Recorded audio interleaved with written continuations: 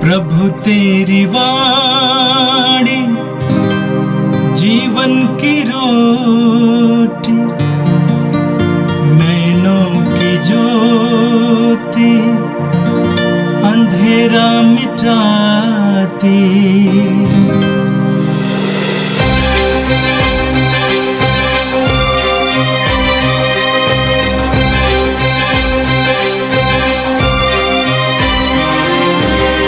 प्रभु तेरी वाणी जीवन की रोटी, नैनों की ज्योति अंधेरा मिटाती।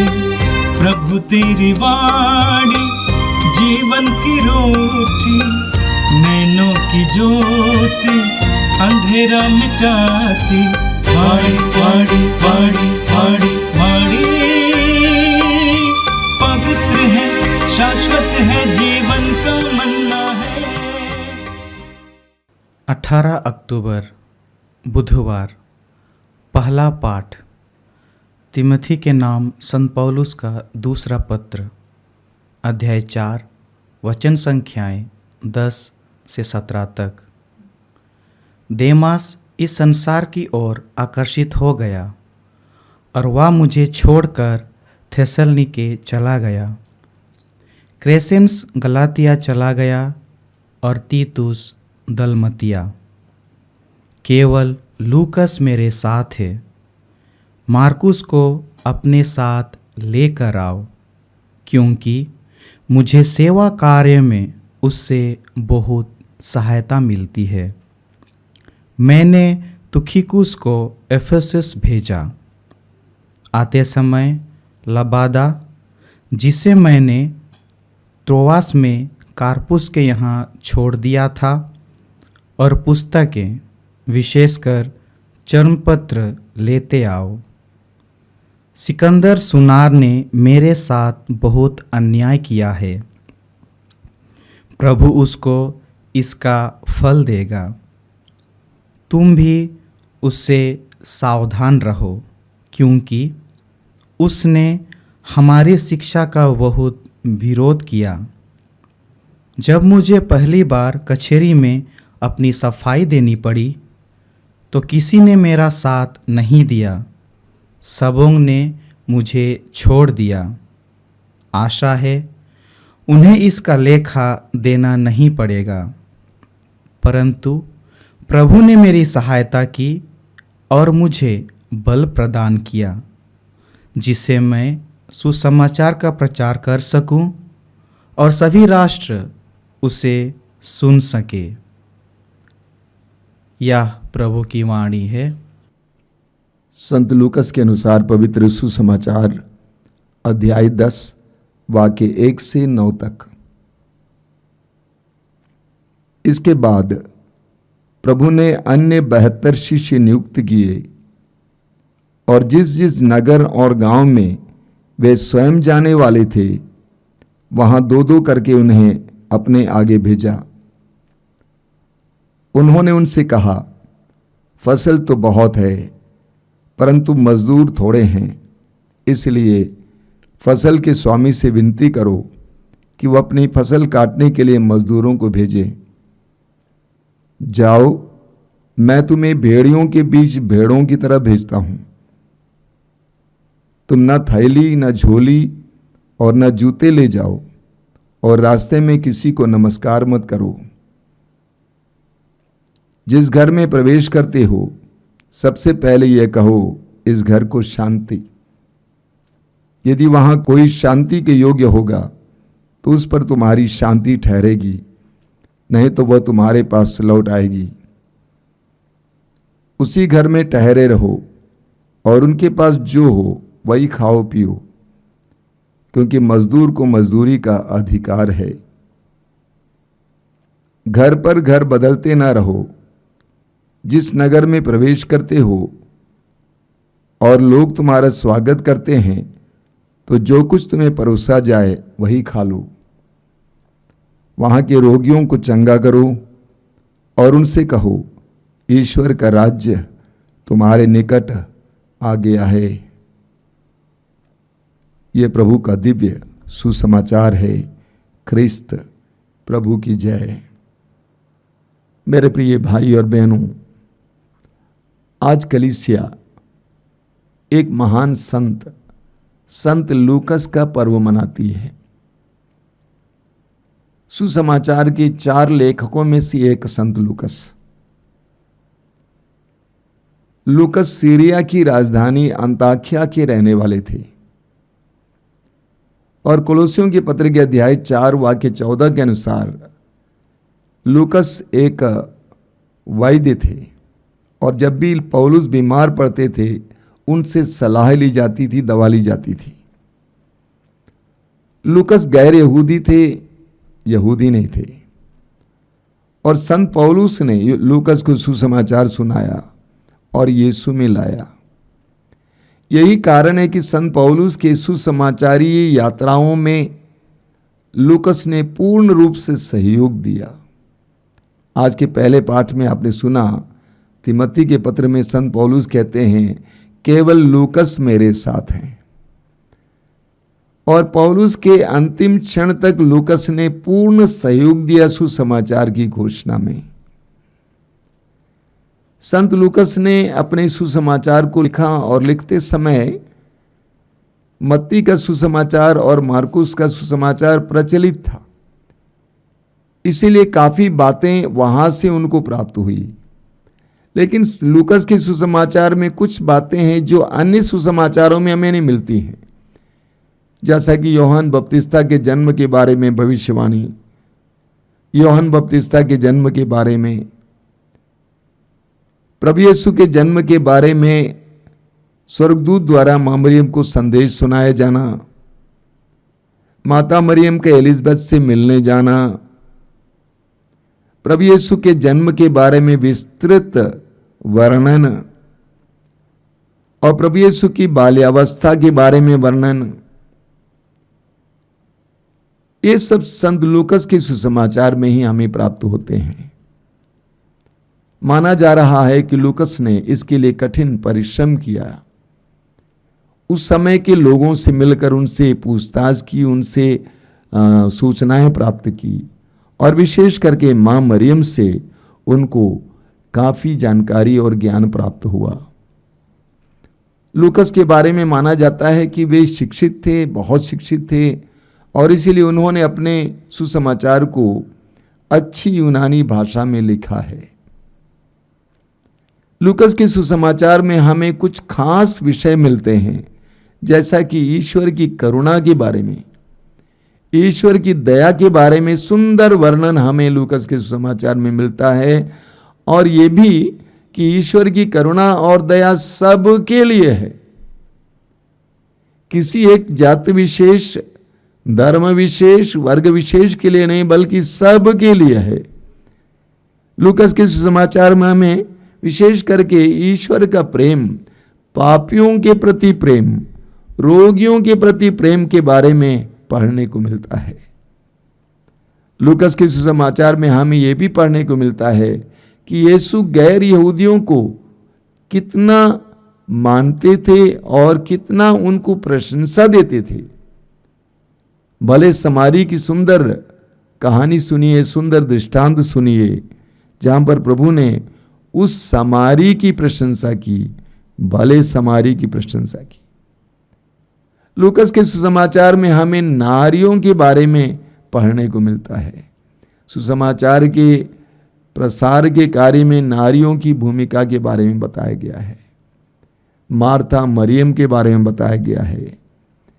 इतना ही नहीं, लूकस के सुसमाचार में हमें प्रभु यीशु के प्रार्थनामय जीवन के बारे में वर्णन मिलता है, जो अन्य सुसमाचारों में हमें नहीं मिलता है। कई बातें बताई गई हैं प्रभु यीशु के प्रार्थनामय जीवन के बारे में, और संत लूकस आज हमारे सामने एक ऐसा सुसमाचार प्रस्तुत करते हैं जो सबके लिए है, आम आदमी के लिए। हर धर्म बिरादरी के लोग उसको पढ़ सकते हैं और प्रेरणा प्राप्त कर सकते हैं। लूकस के वरदान के लिए हम प्रभु को धन्यवाद देंगे, और लूकस के सुसमाचार के लिए भी हम प्रभु को धन्यवाद देंगे। और आज का सुसमाचार संत लूकस के सुसमाचार की अध्याय 10 से लिया गया था। आज के सुसमाचार में हमने 72 शिष्यों के प्रेषण के बारे में सुना। प्रभु यीशु ने 72 शिष्यों को सुसमाचार की घोषणा करने के लिए भेजा। वचन में आपने सुना, इसके बाद प्रभु ने अन्य 72 शिष्य नियुक्त किए और जिस जिस नगर और गांव में वे स्वयं जाने वाले थे वहां 2-2 करके उन्हें अपने आगे भेजा। पहली बात, जिन जिन गांवों और नगरों में प्रभु यीशु स्वयं जाने वाले थे, सुसमाचार का प्रचार करने वाले मात्र एक निमित्त हैं, मात्र एक साधन हैं, यीशु की अगुवानी करने वाले हैं, यीशु के आगे आगे चलने वाले हैं, महत्वपूर्ण यीशु हैं। दूसरी बात, प्रभु ने उनको 2-2 करके भेजा, अकेले अकेले नहीं, 2-2 करके। महत्वपूर्ण बात है, मनन चिंतन करने योग्य है। आगे वचन में हमने सुना, उन्होंने उनसे कहा, फसल तो बहुत है परंतु मजदूर थोड़े हैं, इसीलिए फसल के स्वामी से प्रार्थना करो कि मजदूरों को भेज दें। पिछले कई वर्षों से सुसमाचार की घोषणा करते हुए मेरे मन में भी यही बात आती है, फसल बहुत है। बहुत सारे लोग एक मसीही और एक मसीह का इंतजार कर रहे हैं। बहुत सारे लोग बंधनों में हैं, परेशानी में हैं, वे मसीहा की आवश्यकता में हैं। उन तक मसीहा को पहुंचाने के लिए मजदूरों की आवश्यकता है। मजदूर क्या करता है? मजदूर खेत में काम करता है, धरातल पे काम करता है। ऐसे लोगों की आवश्यकता है जो धरातल पे काम करें, जो लोगों के पास जाएं, जो लोगों के दर्द को सुने और उस दर्द में यीशु को दें, ताकि वे भी यीशु के उस मुक्ति का एहसास कर सकें। प्रभु कहते हैं, पिता से प्रार्थना करो कि ऐसे मजदूरों को भेज दें। यानी हर मजदूर पिता के द्वारा भेजा जाता है। जब तक ईश्वर से प्रेरणा ना मिले तब तक हम सुसमाचार के कार्य के लिए अपने आप को समर्पित नहीं कर सकते हैं। एक एक बात महत्वपूर्ण है। प्रभु ने कहा, मैं तुम्हें भेड़ियों के बीच भेड़ों की तरह भेजता हूं। कितनी गहरी बात है।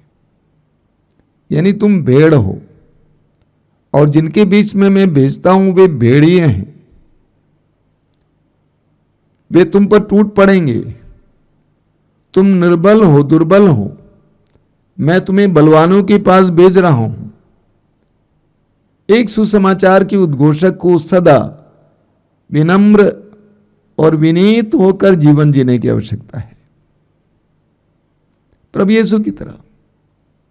प्रभु यीशु स्वयं सुसमाचार की घोषणा के लिए संसार में आए और वे स्वयं मेमने बन गए। उसी तरह हमें भी बनना है। जोर जबरदस्ती, दिखावा, ये सब नहीं होना चाहिए। ये सब सुसमाचार के खिलाफ हैं। आगे प्रभु कहते हैं, तुम ना थैली, ना झोली और ना जूते ले जाओ, रास्ते में किसी को नमस्कार मत करो। प्रभु कहते हैं कि तुम अपने साथ बहुत सारा सामान मत ले जाना। तुम्हारे पास जो है वो काफी है, ज्यादा सामान मत ले जाना। अगर बहुत ज्यादा लगेज आप ले जाएंगे तो लोगों को क्या दिखाई देगा? लगेज दिखाई देगा, सुसमाचार दब जाएगा। इसीलिए प्रभु कहते हैं, ज्यादा सामान लेकर नहीं जाना। एक गहरी बात है, मनन चिंतन करने की आवश्यकता है। और प्रभु कहते हैं कि रास्ते में किसी को नमस्कार मत करना। क्या मतलब है इसका? कि अपने गंतव्य स्थान की ओर बढ़ना, रास्ते में समय बर्बाद नहीं करना, अपने लक्ष्य को सामने रखते हुए जाना। जिस घर में प्रवेश करते हो सबसे पहले यह कहो, इस घर को शांति। एक मसीह का यह मिशन है, शांति। सुसमाचार के प्रसारक और उद्घोषक का यह मिशन है, शांति। प्रभु यीशु इस संसार में शांति लेकर आए और प्रभु यीशु चाहते हैं कि हम भी शांति के संवाहक बने और जहां कहीं भी हम जाएं उनसे कहें, आपको शांति मिले। प्रभु कहते हैं अगर कोई वहाँ पर तुम्हारी शांति के योग्य है वो शांति ठहरेगी, वरना वापस आ जाएगी। लेकिन तुम्हारा मिशन है लोगों को शांति देना। प्रभु कहते हैं उसी घर में ठहरो और वे लोग जो कुछ देते हैं उसी को खाओ। तुम अपने को मेहमान जैसे नहीं बनाना, तुम लोगों के साथ लोगों के बराबर बन जाओगे। लोगों के साथ बनना, लोगों के बराबर बनना। लोग जो खाते हैं वही तुमको खाना है। तुम मेहमान नहीं बनोगे, मेरे नाम पर मेहमान नहीं बनोगे। प्रभु कहते हैं घर पर घर नहीं बदलना, यानी मेहमान मत बनना। एक घर पे मेहमान, दूसरे घर पे मेहमान नहीं। तुम मजदूर हो, मत भूलना तुम मजदूर हो। क्या मिशन है? मिशन शांति। और आगे क्या करना है? प्रभु कहते हैं वहां के रोगियों को चंगा करो, वहां के रोगियों को चंगा करो और उनसे कहो ईश्वर का राज्य तुम्हारे निकट आ गया है। चंगाई ईश्वर के राज्य की उपस्थिति या सानिध्य का एक संकेत है। चंगाई ही हमारा मिशन नहीं है। हमारा मिशन ईश्वर का राज्य है। ईश्वर के राज्य की घोषणा करना, ईश्वर के राज्य की को लोगों के पास ले जाना, यही हमारा मिशन है। चंगाई एक संकेत है इस बात का कि ईश्वर का राज्य उनके करीब है। यानी प्रभु कहते हैं लोगों को ईश्वर के राज्य की ओर आमंत्रित करो। चिन्हों के द्वारा, एक चिन्ह है चंगाई का, अन्य भी चिन्ह प्रकट करते हुए लोगों को ईश्वर के राज की ओर आमंत्रित करो। हर मसीही और हर सुसमाचार के उद्घोषक का यही काम है, लोगों को ईश्वर के राज की ओर आमंत्रित करना, लोगों को ईश्वर के राज्य में लाना, ईश्वर की आज्ञाएं सिखाना, ईश्वर के मार्ग पर चलना सिखाना, ये हमारा उद्देश्य है। आइए हम प्रार्थना करें। प्रभु यीशु धन्यवाद देते हैं तेरे पवित्र वचनों के लिए। संत लूकस के इस पर्व पर हम विशेष रूप से प्रार्थना करते हैं लूकस की तरह हम भी उदार हृदय बने। लूकस ने कितनी सुंदर सुंदर बातें अपनी सुसमाचार में लिखी हैं, तेरी करुणा के बारे में, दया के बारे में, पापियों के प्रति, दलितों के प्रति प्रेम के बारे में, रोगियों और दुखियों के प्रति प्रेम के बारे में, खोए हुए लोगों के प्रति प्रेम के बारे में। प्रभु हमें भी उदार बना, दयालु बना, हमें भी तेरे सुसमाचार की उद्घोषक बना, हमें भी तेरे सुसमाचार को दूसरों तक पहुंचाने के लिए माध्यम बना। ये प्रभु यीशु इन वचनों को सुनने वाले मेरे भाई बहनों को आशीर्वाद प्रदान कर। आज का संपूर्ण दिन उनके लिए आशीष का दिन बने। हमारी इस प्रार्थना को ग्रहण कर, आमीन। प्रभु तेरी वाणी जीवन की रोटी, नैनों की ज्योति अंधेरा मिटाती। वाणी वाणी वाणी वाणी वाणी पवित्र है, शाश्वत है, जीवन का मन्ना है।